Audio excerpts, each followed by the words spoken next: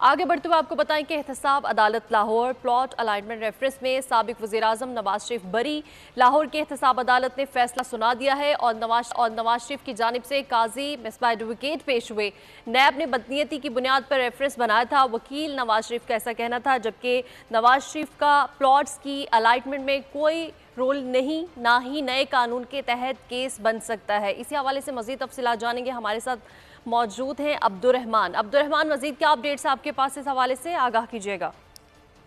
जी बिल्कुल, लाहौर की एहतसाब अदालत के जज राव अब्दुल जब्बार ने प्लॉट अलाटमेंट रेफरेंस में साबिक वज़ीर-ए-आज़म नवाज शरीफ को बरी कर दिया है।